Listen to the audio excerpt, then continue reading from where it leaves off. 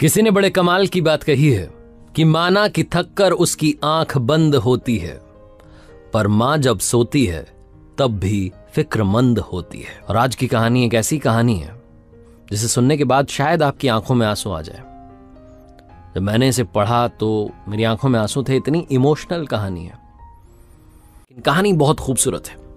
ये कहानी गांव के एक डाकिया की, एक पोस्टमैन अंकल जो कि बरसों से डाक बांटने का काम कर रहे थे, चिट्ठी बांटने का काम कर रहे थे, लेकिन आज उनके पास में एक ऐसी चिट्ठी आई थी जिस पर नया पता लिखा था।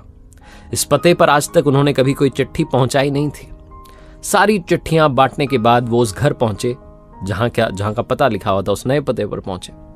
दरवाजा खटखटाया, आवाज देकर के कहा, पोस्टमैन, चिट्ठी आई है। अंदर से एक लड़की की आवाज आई कि काका, दरवाजे के नीचे से चिट्ठी फेंक दीजिए। पोस्टमैन साहब जो थे, इनको गुस्सा आ गया कि मैं इतनी दूर से चिट्ठी देने के लिए आया और ये अंदर से महारानी साहिबा को यहां तक आने में जोर आ रहा है। कहने लगे, अरे रजिस्ट्री है, हस्ताक्षर करने पड़ेंगे, बाहर आओ। अंदर से आवाज आई, आती हूं। 2 3 4 5 मिनट हो गए, अंदर से कोई आया नहीं। इनको और गुस्सा आ रहा था कि अजीब बात है, चिट्ठी पहुंचाना है और अंदर कोई लेने नहीं आ रहा है। अंदर से 5 मिनट के बाद तकरीबन दरवाजा खुला। 12-13 साल की एक लड़की थी, उसने दरवाजा खोला और ये डाकिया साहब जो थे ये चौंक गए। उस 12-13 साल की लड़की के पैर नहीं थे। इन्हें ग्लानि होने लगी, गिल्ट होने लगी कि मैं क्या इतनी देर से 5 मिनट भी वेट नहीं कर पाया।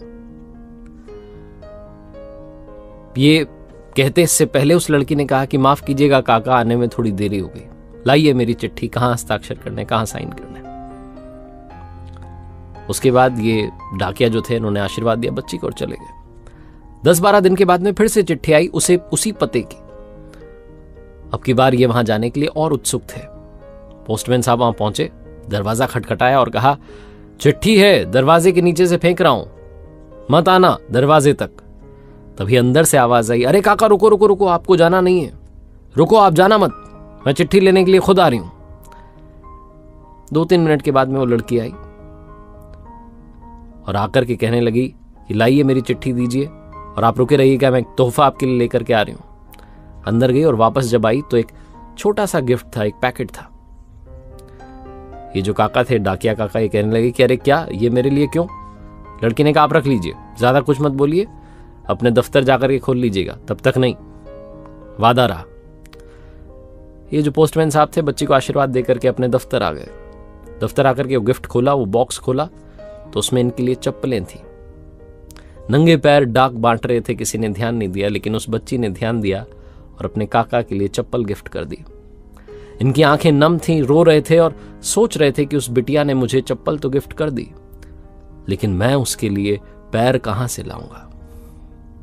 और इन्हें फिर से वो बात याद आने लगी जब ये वो 5 मिनट भी वेट नहीं कर पा रहे थे, गुस्सा कर रहे थे। शाम का वक्त हुआ था, हल्की हल्की बरसात हो रही थी।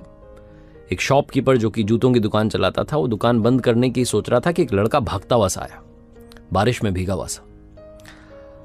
दुकानदार ने उस लड़के को देखा तो वो ऐसा लग रहा था देखने में कि ग्रामीण इलाके का है। वो बोलने लगा तो उसकी आवाज से भी लगा कि गांव का रहने वाला है, लेकिन ठहराव के साथ वो हिंदी बोल रहा था। दुकानदार ने कहा कि भाई साहब बताइए क्या सेवा करूं। उस लड़के ने, जिसकी उम्र रही होगी 22-24 साल, उसने कहा कि भैया मुझे अपनी मां के लिए चप्पल चाहिए। जो शॉपकीपर था उसने कहा कि नाप बताइए, क्या नाप है, किस नाप की चप्पल चाहिए, मम्मी आई है साथ में? तो उसने कहा नहीं, मम्मी नहीं आई है। उसने अपने वॉलेट में से, अपने पर्स में से एक कागज निकाला, फोल्ड किया हुआ कागज था। कागज को फैलाया तो उस पर पेन से आउटलाइन किए हुए 2 पैरों के निशान थे। उस लड़के ने कहा कि इसके हिसाब से आप चप्पल दे दीजिए। दुकानदार ने कहा कि ये क्या है, ये कैसा नाप है, मतलब नाप तो पता होगा ना आपको। लड़का जब कहने लगा तो उसकी आंख से आंसू निकलने लगे, ऐसा लगा कि जैसे कोई बांध टूट गया हो। उसने कहा कि भाई साहब क्या नाप, मैं गांव का रहने वाला लड़का हूं, मेरी मां ने आज तक चप्पल नहीं पहनी। कांटों में, झाड़ियों में मजदूरी करके थोड़ा बहुत पैसा इकट्ठा करके मुझे पढ़ाया। मुझसे कहा कि पहले तू जूते पहन, आज देख रहे ना मेरे पैरों में जूते हैं पॉलिश किए हुए। मां ने कहा तू जूते पहन, इंटरव्यू दे, नौकरी कर, तेरा सबसे जरूरी है जूते पहनना, मेरा नहीं।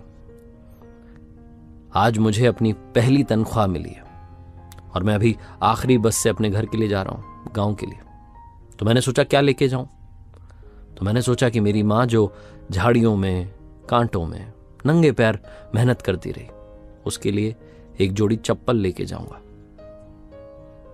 अब नाप तो मुझे मालूम नहीं था, मैंने ऐसे ही पेन से आउटलाइन बना ली, इसी नाप की चप्पल दे दीजिए। दुकानदार भी बड़ा भावुक हो गया, उसने कहा कि जरूर। उसने चप्पल निकाली, लड़के ने पसंद की, बॉक्स पैक किया। उसने कहा कितने रुपए? दुकानदार ने कहा 800 रुपए। फिर दुकानदार को लगा पता नहीं कितनी सैलरी मिलेगी, तो पूछा भैया क्या तनख्वाह मिल रही है आपको? लड़के ने कहा 8000 रुपये मिल रहे हैं, खर्चा पानी निकाल करके 5000 रुपये तो खर्च हो जाते हैं, 3000 रुपये बचे हैं सारे माँ के लिए। दुकानदार ने कहा भाई साहब ज़्यादा नहीं हो जाएगा 800 रुपये की चप्पल? लड़के ने कहा नहीं, माँ के लिए कुछ भी ज़्यादा नहीं है। उसने पेमेंट किया, चप्पल ली, वो निकलने लगा कि दुकानदार ने टोका रुको रुको रुको रुको। दुकानदार ने एक और चप्पल, एक और बॉक्स पैक किया, उस लड़के को कहा कि ये भी ले जाओ और माँ से कहना कि आपके दूसरे बेटे की तरफ से गिफ्ट है। माँ से कहना कि ये वाली खराब हो जाए तो ये वाली पहनने, लेकिन अब से नंगे पैर नहीं रहे, और माँ को मेरा प्रणाम कहना। लड़का भी इमोशनल हो गया, उसने कहा जरूर भैया। वो जाने लगा। फिर से दुकानदार ने कहा 1 सेकंड रुको, बस एक आखिरी तुमसे मैं मांग करना चाह रहा हूँ, डिमांड करना चाह रहा हूँ, सुनो मेरी बात। वो तुम्हारे पर्स में जो कागज रखा है ना जिस पर पैरों के निशान बने, वो मुझे दे दो। लड़के ने सोचा क्या मांग रहा है, तो उसने कहा ठीक है लो भैया। वो पेपर दिया, उसके बाद लड़का चला गया।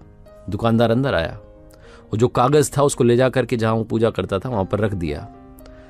दुकानदार के नौकरों ने देख लिया तो कहने लगे ये क्या कर रहे हो? दुकानदार ने कहा आज मैंने लक्ष्मी जी के पग देखे हैं, बस उन्हें आज से पूजा में रख रहा हूं। ये पेपर यहां रखा रहेगा तो ना जाने कितनी बरकत हमारी दुकान में होगी। वो वाकई में मां लक्ष्मी है जिनका इतना संस्कार वाला बेटा है। छोटी सी कहानी बस ये सिखाती है कि जिंदगी में मां हैं तो हम हैं, ऊपर जिसे कहते हैं उसे आसमां कहते हैं, और जिसका इस जहां में अंत नहीं होता उसे मां कहते हैं। किसी ने बड़े कमाल की बात कही है कि मुझे नहीं मालूम कि पाप और पुण्य क्या है, बस इतना पता है कि अगर आपके किसी काम से किसी का दिल दुखे तो वो पाप है, और आपके किसी काम से किसी के चेहरे पर मुस्कान आए तो वो सबसे बड़ा पुण्य है।